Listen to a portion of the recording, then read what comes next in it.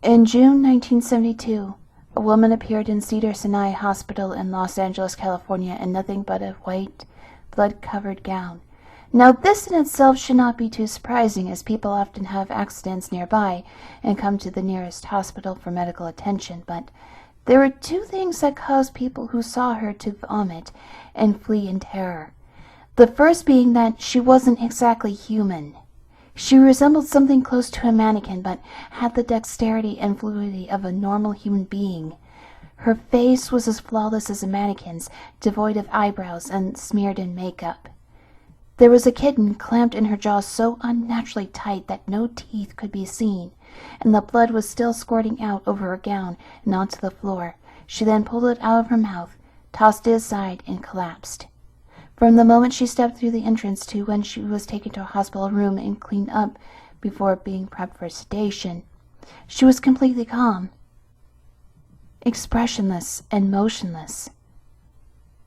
The doctors thought it best to restrain her until the authorities could arrive, and she did not protest. They were unable to get any kind of response from her, and most staff members felt too uncomfortable to look directly at her for more than a few seconds. But the second the staff tried to sedate her, she fought back with extreme force.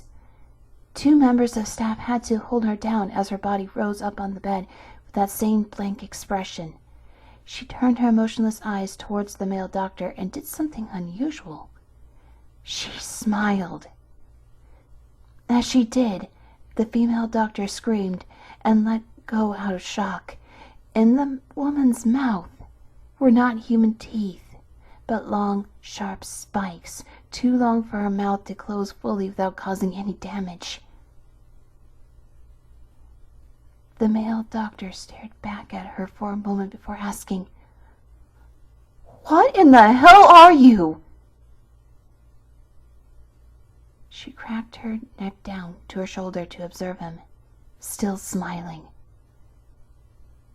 There was a long pause.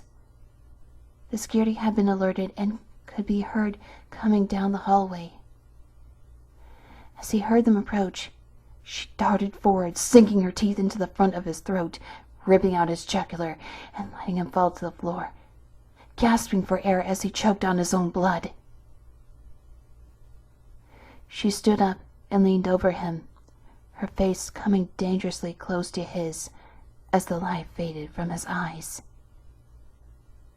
She leaned closer and whispered in his ear, "I am God."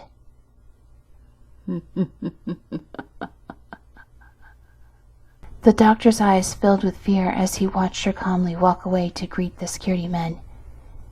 His last ever sight would be watching her feast on them one by one. The female doctor who survived the incident named her the Expressionless. There was never a sighting of her again.